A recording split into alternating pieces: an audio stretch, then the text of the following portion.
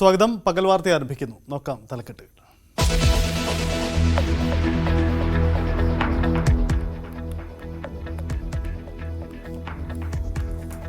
Christmas ദിനത്തിൽ ചെന്നൈയെ നടുക്കി അണ്ണാ സർവകലാശാല ക്യാമ്പസിൽ ബലാത്സംഗം.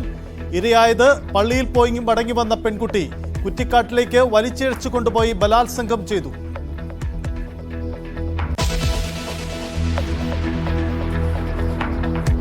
മുൻപത്ത് സർക്കാരിന്റെ പുതിയ നീക്കം. ഭൂ ഉടമകളിൽ നിന്ന് കരം സ്വീകരിക്കാമെന്ന് കോടതിയെ അറിയിക്കും. പ്രതിഷേധ ക്രിസ്തുമസ് ആചരിച്ച മുനമ്പം നിവാസികൾ. കുടിയിറക്ക് ഭീഷണി നേരിടുന്ന കുടുംബങ്ങൾ നിരാഹാര സമരത്തിൽ.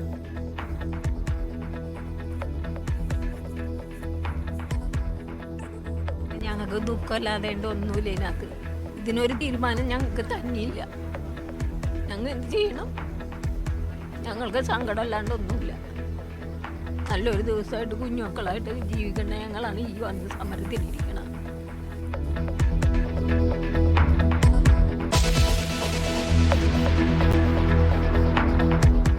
വയനാട് പുനരധിവാസത്തിൽ സർക്കാരിനെതിരെ ബിഷപ്പുമാർ. പുനരധിവാസം ഇനിയും വൈകരുതെന്ന് ഓർത്തഡോക്സ് സഭാധ്യക്ഷൻ. മാസങ്ങളായിട്ടും സർക്കാരിന് അനക്കമില്ലെന്ന് തോമസ് ജെ നെറ്റോ.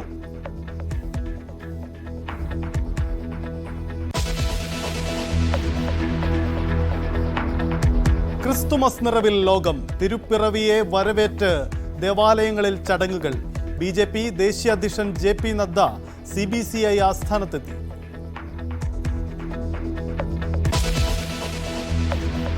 ഞാനൊരു ദിവസം ഇവിടെ ഒന്ന് മറിഞ്ഞു വീണപ്പോൾ എന്റെ 4 വശവും വളഞ്ഞു.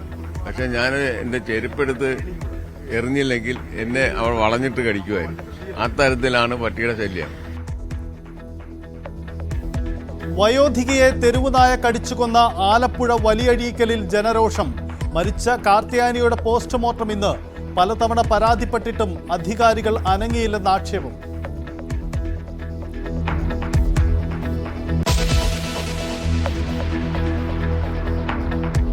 വർക്കലയിൽ ലഹരി സംഘങ്ങളെക്കുറിച്ച് പോലീസിന് വിവരം നൽകിയ വയോധികനെ വെട്ടിക്കൊന്നു.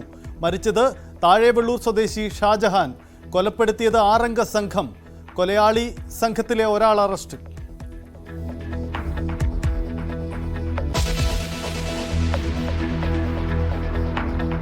പുതിയ ഗവർണർ എത്തുമ്പോൾ സർക്കാരുമായുള്ള ബന്ധം എന്താകുമെന്ന് ഉറ്റുനോക്കി രാഷ്ട്രീയ കേരളം.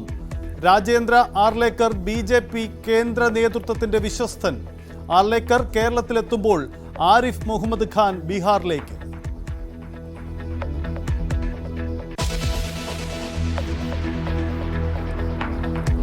VFPCK ഉദ്യോഗസ്ഥർക്കെതിരായ നടപടി ശുപാർശയിൽ കൃഷിമന്ത്രിയോട് യുദ്ധം പ്രഖ്യാപിച്ച യൂണിയനുകൾ. മന്ത്രിയുടെ നീക്കം ക്രെഡിറ്റ് സ്വന്തമാക്കാനെന്ന് AITUC. സാമ്പത്തിക ക്രമക്കേടിൽ വകുപ്പ് തല നടപടി വൈകുന്ന വാർത്ത ജനശ്രദ്ധയിലെത്തിച്ചത് ന്യൂസ് 18.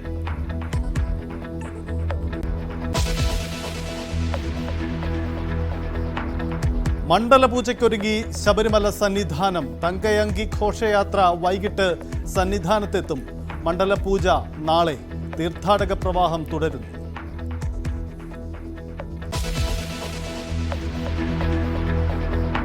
മോഹൻലാൽ സംവിധാനം ചെയ്ത ബറോസ് തിയേറ്ററുകളിൽ. ആദ്യ ഷോ കണ്ടവർക്ക് സമ്മിശ്ര അഭിപ്രായം.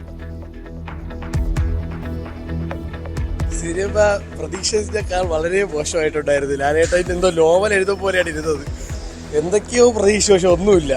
ഭയങ്കരമായിട്ട് ഡിസപ്പോയിന്റ് ആക്കി കളഞ്ഞു. എങ്ങനെയുണ്ടായിരുന്നു സിനിമ? എങ്ങനെയുണ്ടായിരുന്നു? ഇഷ്ടപ്പെട്ടോ? 3D ഒക്കെ ഇഷ്ടപ്പെട്ടോ? മോഹൻലാൽ എങ്ങനെയുണ്ട്? റിലീസ് ആഘോഷമാക്കി ആരാധകർ.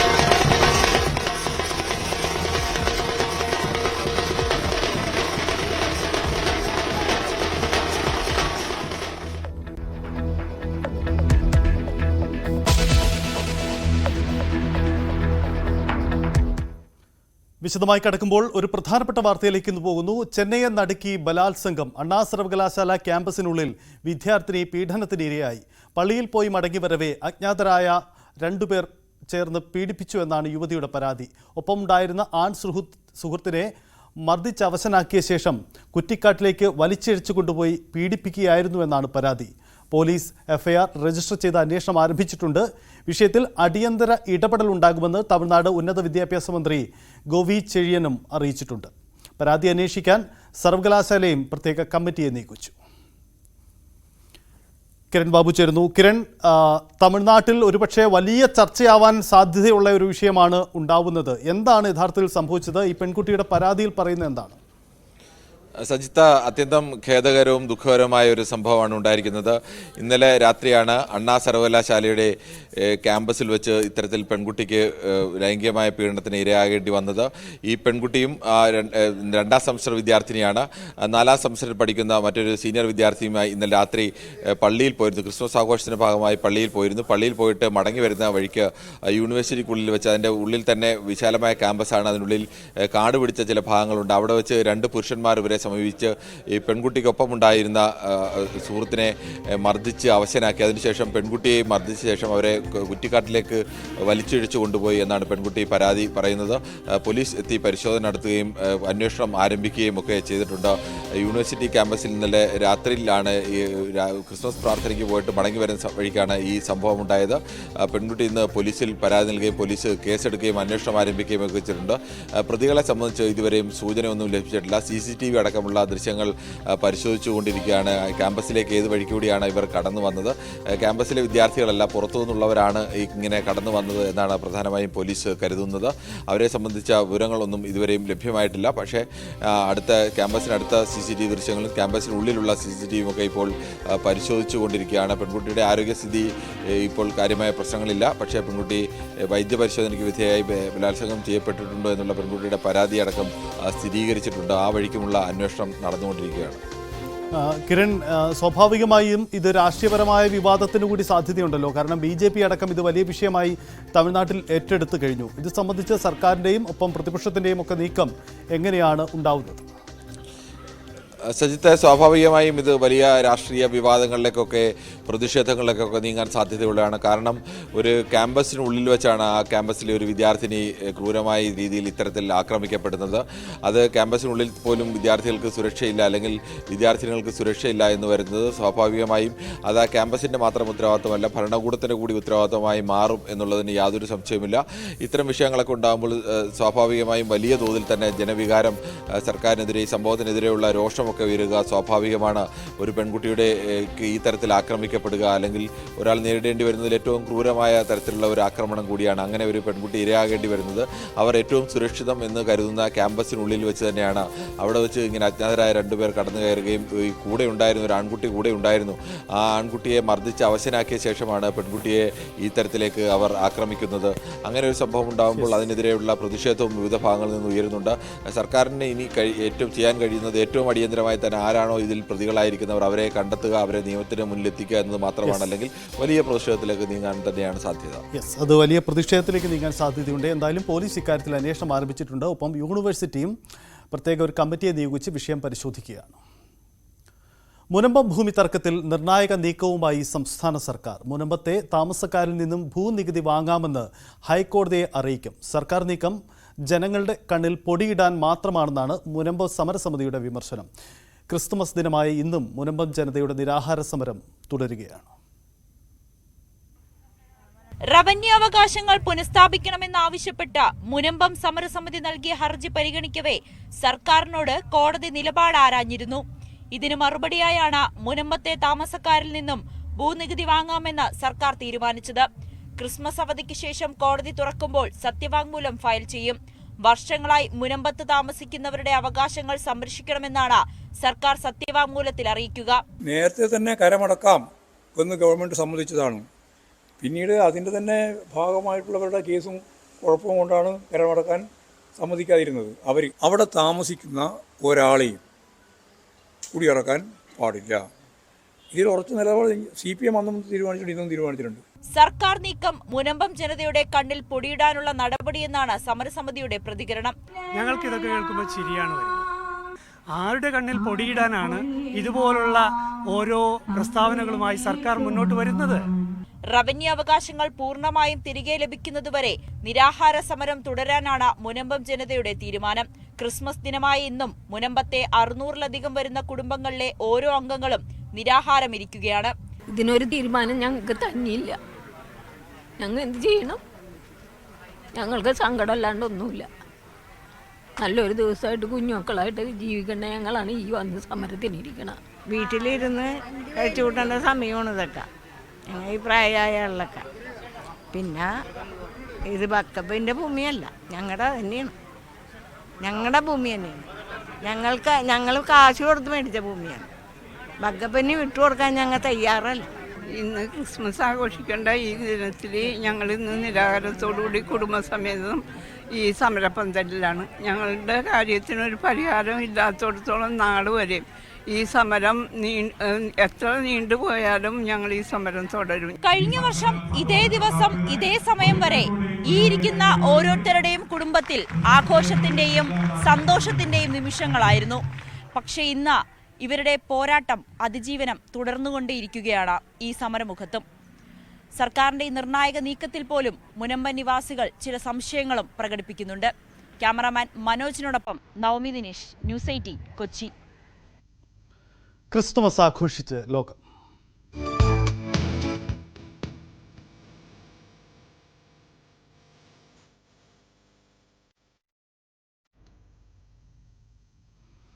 ആരാധനയും ആഘോഷവുമായി ലോകം ക്രിസ്തുമസ് തിരക്കിലാണ്. ലോകമെമ്പാടുമുള്ള ക്രൈസ്തവർ തിരുപ്പിറവിയുടെ ഓർമ്മ പുതുക്കുകയാണ്.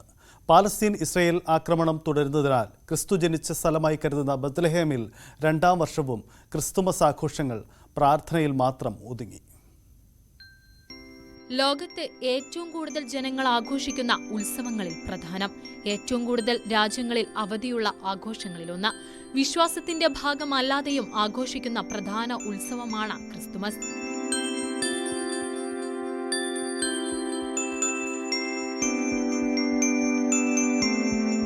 പ്രാർത്ഥനയും ആരാധനയും ആഘോഷവും സ്നേഹം പങ്കിടലും ഒത്തുചേരലുമൊക്കെയായി ലോകം ക്രിസ്തുമസ് തിരക്കിലാണ്.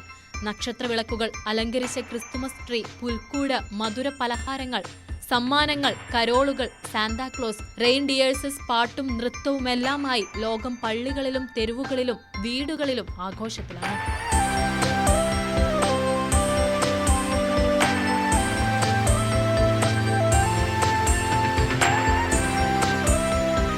ക്രൈസ്തവ വിശ്വാസികളുള്ള നാടുകളിൽ മാത്രമല്ല, മഹാഭൂരിപക്ഷവും ഇതര മതവിശ്വാസികളുള്ള പല രാജ്യങ്ങളിലും ക്രിസ്തുമസ് ആഘോഷിക്കുന്നുണ്ട്, വിശ്വാസത്തിന്റെ ഭാഗമായും അല്ലാതെയും.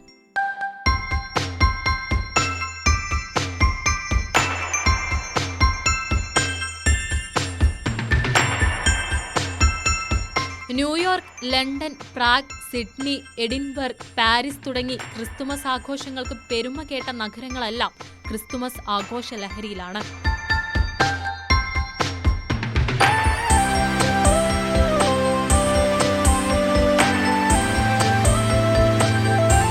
ക്രിസ്തുവിന്റെ ജനനസ്ഥലമായി കരുതുന്ന ബത്ലഹേമിൽ ക്രിസ്തുമസ് ദിനങ്ങൾ ലോകമെമ്പാടുമുള്ള വിശ്വാസികളെ കൊണ്ട് നിറയേണ്ടതാണ്. എന്നാൽ ഇത് 2ാം വർഷവും ഇവിടെ ആഘോഷങ്ങളില്ല. ഗാസയിൽ രക്തച്ചൊരിച്ചിൽ തുടരുകയാണ്. ക്രിസ്തുവിന്റെ ജന്മനാട്ടിൽ സമാധാനം ഉറപ്പിക്കാനായി ലോകം പരിശ്രമിക്കണമെന്ന് ബത്ലഹേം ഗവർണർ അഭ്യർത്ഥിച്ചു. International desk, news 18. തിരുപ്പിറവിയുടെ ഓർമ്മ പുതുക്കി സംസ്ഥാനത്തെ ക്രൈസ്തവ ദേവാലയങ്ങളിൽ ശുശ്രൂഷകൾ നടന്നു. അതേസമയം ക്രിസ്തുമസ് ദിന സന്ദേശത്തിൽ വയനാട് വിഷയം എടുത്തുപറഞ്ഞ് വിവിധ സഭാ തലവന്മാരും രംഗത്തു വന്നു. പുനരധിവാസത്തിലെ കാലതാമസം ഉന്നയിച്ചുകൊണ്ടായിരുന്നു ഈ വിമർശനങ്ങൾ.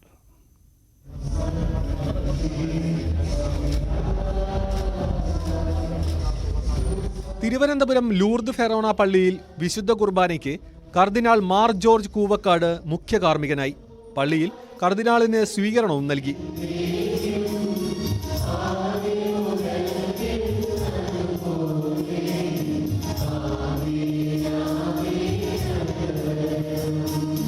തിരുവനന്തപുരം അതിരൂപത major arch bishop Thomas J നെറ്റോയുടെ കാർമ്മികത്വത്തിലായിരുന്നു പാളയം സെന്റ് ജോസഫ് കത്തീഡ്രലിലെ ചടങ്ങുകൾ. വയനാട് പുനരധിവാസം വൈകുന്നതിനെയും പാലക്കാട് പുൽക്കൂട് തകർത്തതിനെയും തോമസ് ജെ നെറ്റോ വിമർശിച്ചു. നമ്മുടെ വയനാടിലെ ഉരുൾപൊട്ടൽ ദുരന്തം കഴിഞ്ഞിട്ട് മാസങ്ങളായി. അവരുടെ പുനരധിവാസം ഇനിയും വിദൂരത്തായിട്ട് നിൽക്കുമ്പോൾ സത്രത്തിൽ സ്ഥലം നിഷേധിക്കപ്പെട്ട ദിവ്യ ഉണ്ണി നമുക്ക് പ്രത്യാശയാവുകയാണ്. കോട്ടയം പഴയ സെമിനാരിയിൽ നടന്ന തിരുപ്പിറവി ചടങ്ങിൽ ഓർത്തഡോക്സ് സഭാധ്യക്ഷൻ ബസേലിയോസ് മാത്യൂസ് തൃതീയൻ കത്തോലിക്ക ബാവയും വയനാട് പുനരധിവാസം പരാമർശിച്ചു. വയനാട്ടിൽ ചൂരമലയിലുണ്ടായ ആ വലിയ ദുരന്തത്തിൽ 3 കുഞ്ഞുങ്ങൾ നഷ്ടപ്പെട്ടു പോയ മാതാപിതാക്കൾ ആ കുഞ്ഞുങ്ങൾക്ക് വേണ്ടി ഒരു പുൽക്കൂട് അവരുടെ വീട് ഇരുന്നിരുന്നതായ സ്ഥലത്ത് കൊണ്ട് വെച്ചു. സീറോ മലബാർ സഭ ആസ്ഥാനത്ത് മേജർ ആർച്ച് ബിഷപ്പ് റാഫേൽ തട്ടലിന്റെ മുഖ്യ കാർമ്മികത്വത്തിലായിരുന്നു ചടങ്ങുകൾ. എറണാകുളം സെന്റ് ഫ്രാൻസിസ് അസീസി കത്തീഡ്രലിൽ നടന്ന തിരുപ്പിറവി ശുശ്രൂഷകൾക്ക് വാരാപ്പുഴ ലത്തീൻ അതിരൂപത arch bishop doctor Joseph Kalathiparambil നേതൃത്വം നൽകി.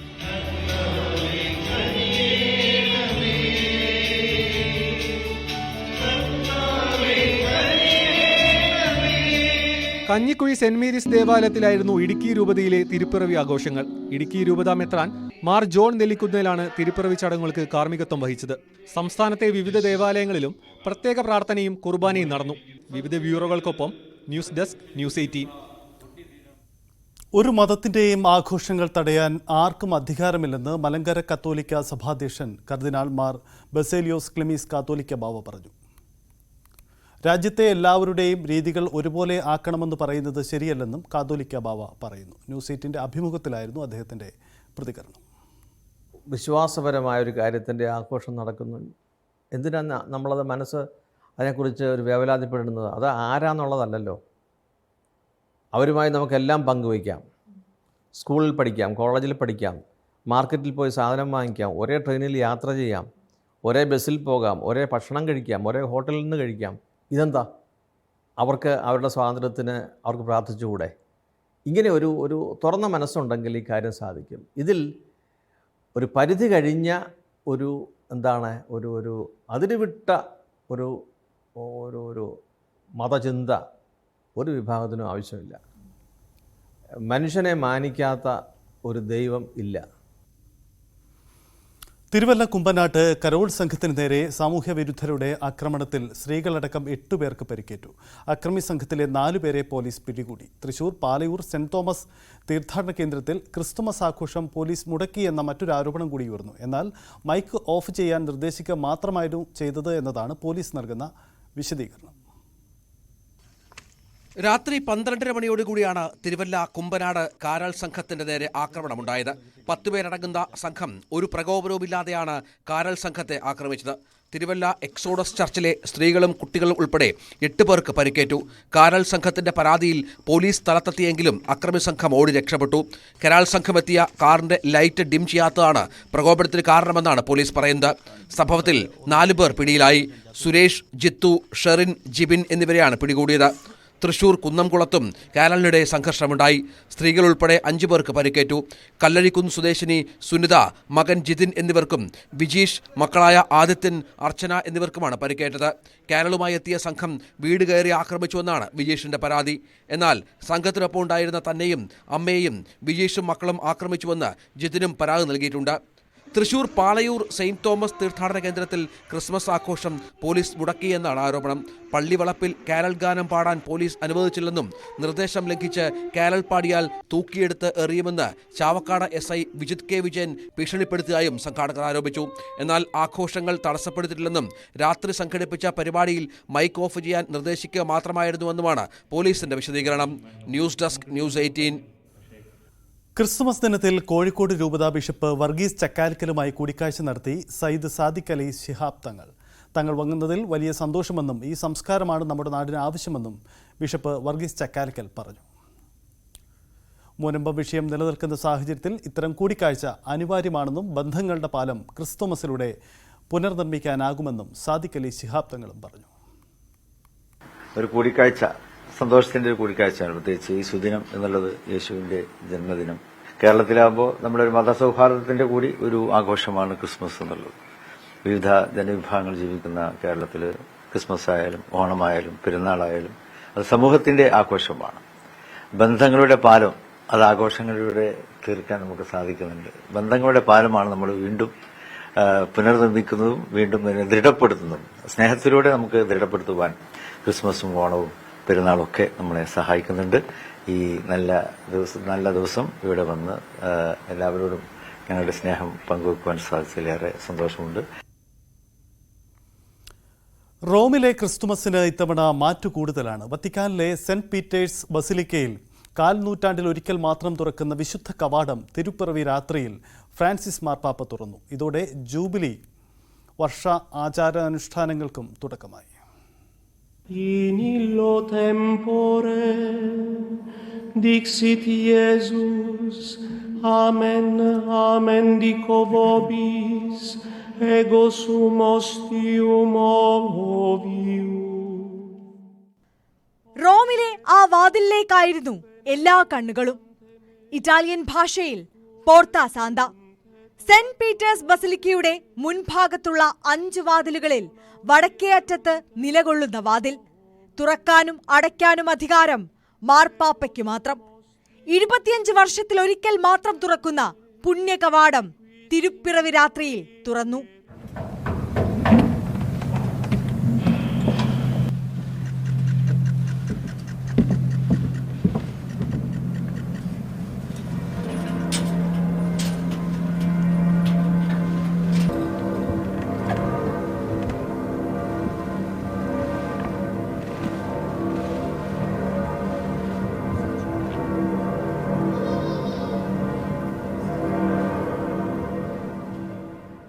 വിശുദ്ധവാതിൽ തുറന്നതോടെ ജൂബിലി ആഘോഷങ്ങൾക്കും തുടക്കമായി.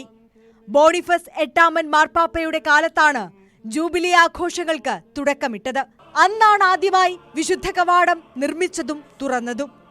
ആത്മീയ ശുദ്ധിയോടെ ഈ കവാടത്തിലൂടെ പ്രാർത്ഥിച്ച് പ്രവേശിച്ച് പത്രോസ്, പൗലോസ് ശ്ലീഹന്മാരുടെ തിരുശേഷിപ്പുകൾ വണങ്ങിയാൽ മോക്ഷപ്രാപ്തി എന്നാണ് വിശ്വാസം. തിരുപ്പിറവിയിൽ തുറന്ന പുണ്യകവാടം 2025 അവസാനം വരെ തീർത്ഥാടകർക്കായി തുറന്നുകിടക്കും. 2026 ജനുവരി 6 ജൂബിലി സമാപനാചരണം. News desk, news 18. തിരുവനന്തപുരം വർക്കലയിൽ ലഹരി സംഘത്തെക്കുറിച്ച് പോലീസിന് വിവരം നൽകിയതിന്റെ പകയിൽ വയോധികനെ വെട്ടിക്കൊന്നു.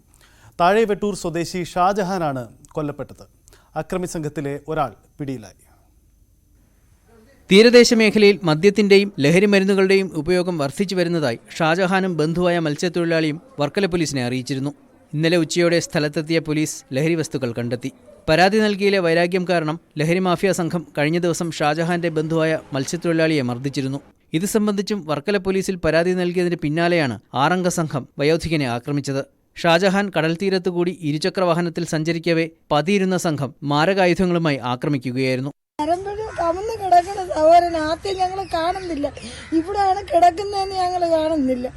ഒടുക്കം വന്ന് നോക്കുമ്പോഴാണ് ഇവിടെയാണ് മാമ കിടക്കണമെന്ന് പറഞ്ഞ് എൻ്റെ മോള് പറയുന്നു. ഞാൻ ഓടി വന്ന് നോക്കുമ്പോൾ എൻ്റെ ഓടപ്പുറത്തും പറയണം അവർ എന്നെ അടിച്ച് ആരെന്നൊന്നും നമുക്കറിയില്ല. 4 പേരോ 5 പേരോ ഉണ്ടെന്ന് പറയുന്ന സഹോദരൻ ആരാണെന്നൊന്നും നമുക്കറിയില്ല. ഞാൻ പറയണ കിക്കാ നീ എന്തിനൂടെ വന്ന്? അപ്പം പറഞ്ഞ ഷിബുവിനെ അടിക്കാൻ വേണ്ടി ആരോ വന്നെന്ന് പറഞ്ഞു. അങ്ങനെ ഞാൻ വന്നതാണെന്ന് പറയണു. ഇത് ഇത്രയും തന്നെ അറിഞ്ഞ ഈ ആംബുലൻസ് കയറാൻ ഈ പെൺപിള്ളേരൊക്കെ 4 ചുറ്റും ആൾക്കാരെന്ന് പറഞ്ഞുകൊണ്ട് ഞാൻ ആംബുലൻസിൽ കൂടെ പോയില്ല. അവന്മാരെന്നെ കൊണ്ടുപോയില്ല. കിക്കാനെ കൊണ്ടുപോയി. തലയ്ക്ക് ആഴത്തിൽ മുറിവേറ്റ് അബോധാവസ്ഥയിലായിരുന്ന വയോധികനെ വർക്കല താലൂക്ക് ആശുപത്രിയിലെത്തിച്ച് പ്രാഥമിക ശുശ്രൂഷ നൽകിയ ശേഷം മെഡിക്കൽ കോളേജിലേക്ക് മാറ്റിയെങ്കിലും ജീവൻ രക്ഷിക്കാനായില്ല. സംഭവവുമായി ബന്ധപ്പെട്ട് വെട്ടൂർ ആശാമുക്ക് സ്വദേശിയായ ജാസിം, താഴെ വെട്ടൂർ സ്വദേശികളായ ഹായിസ്, നൂഹു, സെയ്ദലി, ആഷിർ എന്നിവരെ പ്രതികളാക്കി വർക്കല പോലീസ് കേസ് രജിസ്റ്റർ ചെയ്തു. 5ാം പ്രതിയായ ആഷിർ പോലീസ് കസ്റ്റഡിയിലാണ്. മറ്റു പ്രതികൾക്കായി പോലീസ് അന്വേഷണം ഊർജിതപ്പെടുത്തി. ന്യൂസ് 18 തിരുവനന്തപുരം. ആലപ്പുഴ വലിയഴീക്കലിൽ തെരുവുനായ ആക്രമണത്തിൽ വയോധിക കൊല്ലപ്പെട്ട സംഭവത്തിൽ പ്രതിഷേധം ശക്തമാവുകയാണ്. കുട്ടികളെ ഉൾപ്പെടെ വീടിന് പുറത്തിറക്കാൻ ഭയമാണെന്നും പ്രദേശത്ത് തെരുവുനായ ശല്യം രൂക്ഷമായിട്ടും ഒരു നടപടിയും ഉണ്ടായില്ലെന്നും നാട്ടുകാർ പരാതിപ്പെടുന്നു. കൊല്ലപ്പെട്ട കാർത്താനി അമ്മയുടെ മൃതദേഹം പോസ്റ്റ്മോർട്ടം നടപടികൾക്ക് ശേഷം തകഴിയിൽ സംസ്കരിക്കും.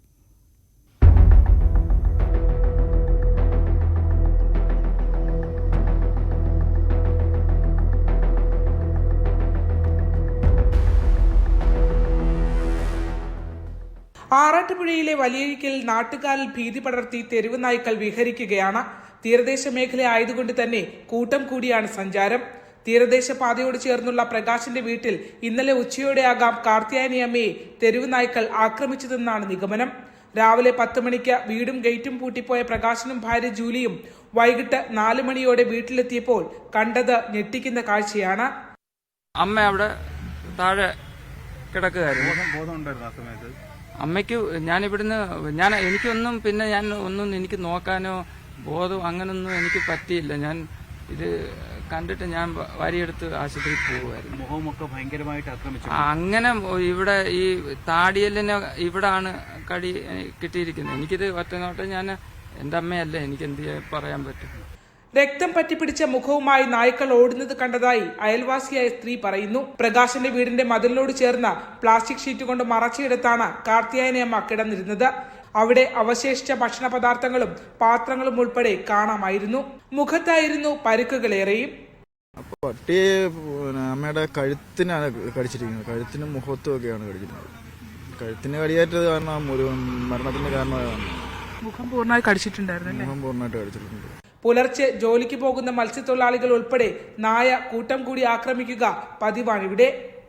ഈ പട്ടിശല്യം ഒഴിവാക്കാൻ വേണ്ടി എന്തെങ്കിലും നടപടി ഉണ്ടായില്ലെങ്കിൽ ഞങ്ങൾക്ക് വളരെ ബുദ്ധിമുട്ടുണ്ടാകും. കാരണം നമ്മൾ 2 മണിക്കും 1 മണിക്കും പിന്നെ 4 മണിക്കും വെളുപ്പിന് 4 മണിക്കൊക്കെയാണ് നമ്മൾ ജോലിക്ക് പോകുന്നത്. നമ്മുടെ തൊഴിൽ മത്സ്യബന്ധനം. അപ്പോൾ അത് കാരണം എന്ന് പറയുമ്പോൾ നമുക്ക് എങ്ങനെങ്കിലും ഇതൊന്നും ഒഴിവാക്കി കിട്ടിയില്ലെങ്കിൽ നമുക്ക് വളരെയേറെ ബുദ്ധിമുട്ടുണ്ടാകും. കാർത്തിയായനിയമ്മയുടെ മരണത്തിൽ തൃക്കുന്നപ്പുഴ പോലീസ് അസ്വാഭാവിക മരണത്തിന് കേസെടുത്ത് അന്വേഷണം ആരംഭിച്ചു. ശബരിമലയിൽ തീർത്ഥാടക പ്രവാഹം.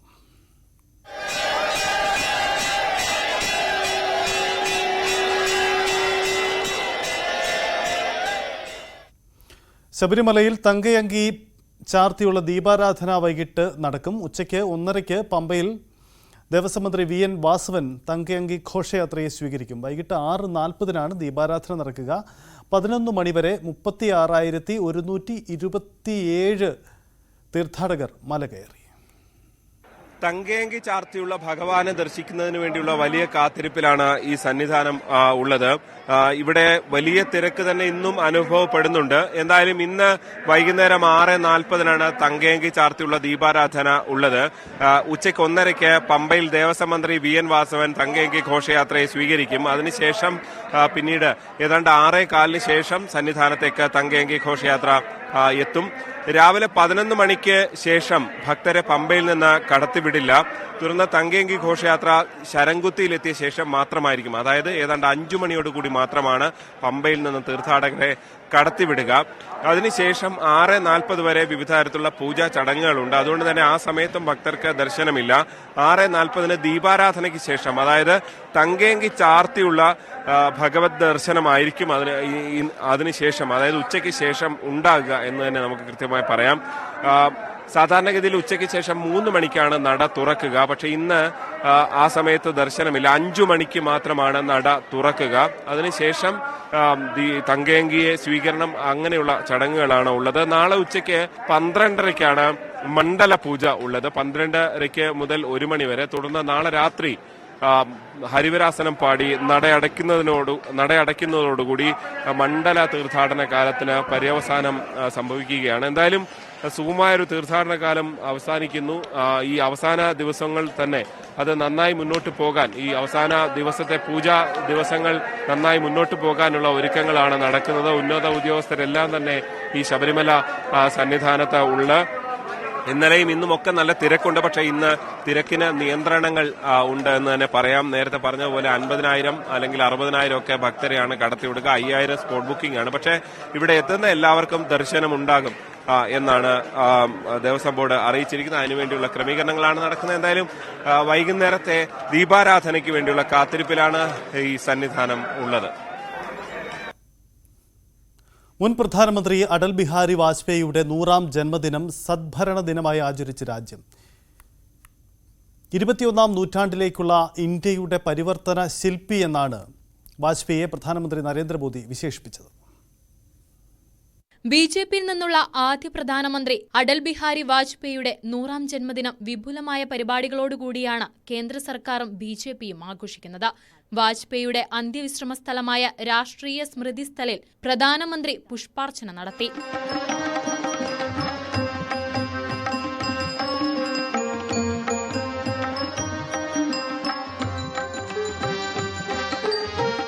ഒറീസയിൽ അടുത്തിടെ ഭരണത്തിലെത്തിയ BJP സർക്കാർ വാജ്പേയിയുടെ പൂർണ്ണകായ പ്രതിമ അനാച്ഛാദനം ചെയ്തു. BJPയിൽ നിന്നുള്ള ആദ്യ ഇന്ത്യൻ പ്രധാനമന്ത്രി. കേവലം 2 സീറ്റിൽ നിന്ന് BJPയെ വളർത്തുകയും മുന്നണി സഹായത്താൽ അധികാരത്തിലെത്തിക്കുകയും ചെയ്യുന്നതിൽ LK അദ്വാനിക്ക് ഒപ്പം നിന്ന നേതാവ്. 3 തവണ പ്രധാനമന്ത്രിയായ ആദ്യ BJP നേതാവ്. നെഹ്റുവിനു ശേഷം തുടർഭരണം കിട്ടിയ ആദ്യ പ്രധാനമന്ത്രി.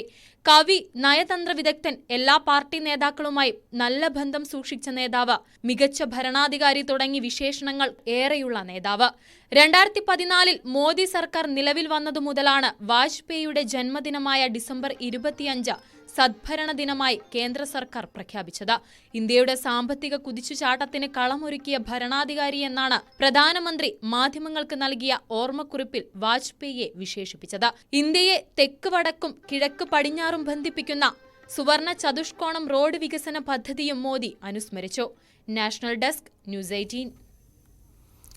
ഡിജിറ്റൽ അറസ്റ്റ് ഭീഷണി മുഴക്കി കൊച്ചി സ്വദേശിനിയിൽ നിന്നും 4.5 കോടി രൂപ തട്ടിയെടുത്തതുൾപ്പെടെയുള്ള കേസുകളിലെ മുഖ്യ സൂത്രധാരൻ ലിങ്കൺ ബിശ്വാസ് യുവമോർച്ച നേതാവ്. സംസ്ഥാനത്തെ 15 കേസുകളിൽ ഇയാൾക്ക് ബന്ധമുണ്ടെന്ന് Kochi city police commissioner Putta Vimaladitya പറഞ്ഞു. വിദേശത്തേക്കുൾപ്പെടെ ഇയാൾ പണം ട്രാൻസ്ഫർ ചെയ്തതായി കണ്ടെത്തിയിട്ടുണ്ട്. ഇയാളുടെ അക്കൗണ്ടിലെ 75 ലക്ഷം രൂപ മരവിപ്പിച്ചതായും അന്വേഷണം തുടരുകയാണെന്നും സിറ്റി പോലീസ് കമ്മീഷണർ അറിയിച്ചു.